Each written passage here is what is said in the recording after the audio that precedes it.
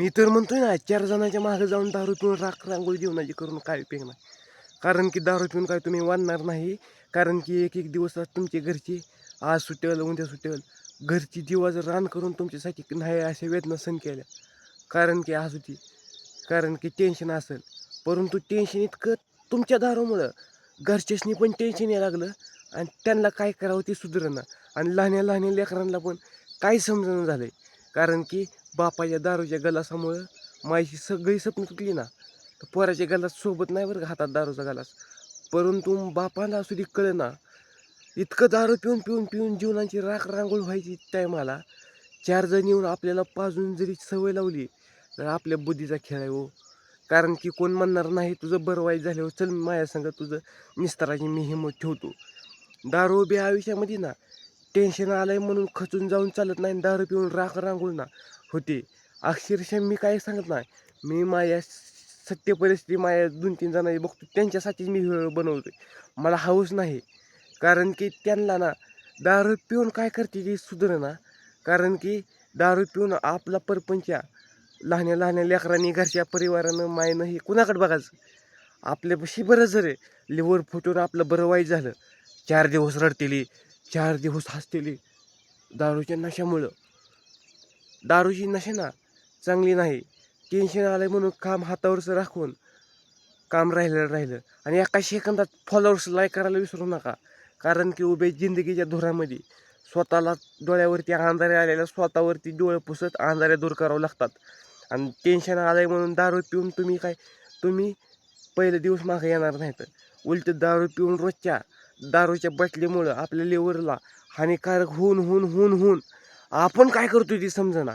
म्हणून दारूच्या नशामुळं आपल्या दारूनं घरच्यांना लेकरांना पण परिवाराला पण मायला पण काय करावं ते कळेना.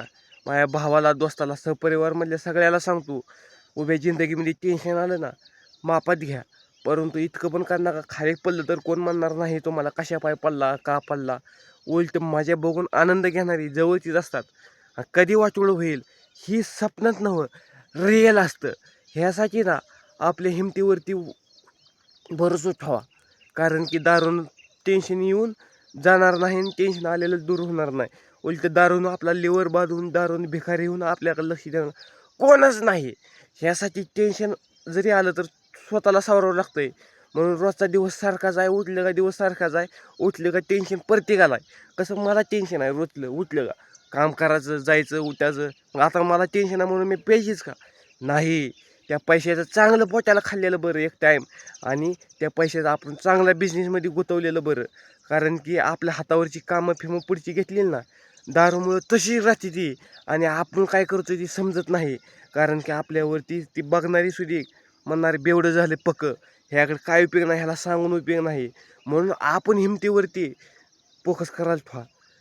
आपल्याला किती जरी लांब व्यसनमुक्ती हे टाकलं ना आपली थिरी आपल्या हिमतीवरती आहे. पैसे भरून 50-50, 60-60 हजार रुपये जरी केलं तर काय उपयोग आहे होती तुम्ही मागचे दिवस पुढं आलं तर. म्हणून स्वतःच्या हिमतीवरती भरोसा ठेवा. कारण की टेन्शन आलं तरी टेन्शन येऊन देऊ नका. रोजचा दिवस सारखाच आहे. आजचा दिवस उद्याच्याला जाईलच दुःखाचा. दुःख आलं तर सुख येणारच आहे. म्हणून आपल्या लेकरांकडे फॅमिलीकडे बघा आणि आपल्या सहपरिवारामधल्या मिळून सगळा परपंच सगळ्याला करावं लागते हो. पण दारूमुळं परपंच वाटेवरती सोडून चालत नाही हो. कारण की असं नसतं हो. कारण की आपले मुळं दुसऱ्याचं वाटोळं कशाला हो आपल्या परिवारालाच वाटोळ होणार आहे. दुसरी काय बघून हसणार आणि त्यांचं म्हणणार बघा हे कसं हे पाक बेवडं होतं. आपल्या लेकरांना लहान्या लहान्या परिवारमधल्या सगळ्यांनी आपल्या घरच्यांनी कुणाकडे बघायचं पुन्हा सांगा बरं. 4 दिवस रडतील पण त्यांचा जीव काय म्हणाल हो. म्हणून मी म्हणतो दोन्ही हात जोडून विनंती आहे माझ्या वडीलधाऱ्या माणसाला भावासारख्या दोस्ताला सहपरिवारमधल्या मित्राला दारू पिऊ नको उभे आयुष्यामध्ये. तुला टेन्शन किती जरी आलं तर उलट हातावरचं काम राहिलेलं राहू दे. परंतु तू टेन्शन आलं आहे म्हणून खचून जाऊ नको आणि एक वेळेस टेन्शन सुद्धा जाईल. परंतु तू जो स्वतः नीट काळजी करायला शिक. कारण की तू नीट शरीर जपलं तर तुला साथ देणार आहे कायम. नाहीतर तू आज 50 वर्षे 50 50 50 वर्षे जगशील तिथं दारूच्या नशामुळं 10 वर्षे सुद्धा नीट जगायचं नाही. रोजच्या दारूच्या गलासामुळं लिव्हरवर सूज येऊन पाका आताडी जळून खाक. जसं धान मी तुम्हाला दावतोय रानातलं धान करपून चाललंय पाणी वाचून तसं दारू आहे ना लिक्विड आहे हानिकारक आहे. अति झालं ना आतली काताडं जळतात. आणि व्हिडिओ एवढा शेअर करा आणि लाईक पण करा आणि फॉलोवर सबस्क्राईब करायला विसरू नका. कारण की जीवनाच्या पायरीवरती स्वतःच्या वेदना दुसरं सहन करायला येणार नाही. किती जरी समोर जायचं स्वतःला जावं लागतंय. म्हणून जिंदगीच्या धुरामध्ये स्वतःला डोळं पुसायची पाळी आली तर कधी हसू नका, कधी रडू नका. असं नाही की वाईट वेळ प्रत्येकावर आहे. म्हणून उभ्या जिंदगीमध्ये आपण टेन्शन आलं तर खचून जाऊ नका. कारण की टेन्शन येणार आहे ती प्रत्येकाला येणार आहे उभ्या जिंदगीमध्ये. असं नाही बेगर टेन्शनचं कोण आहे.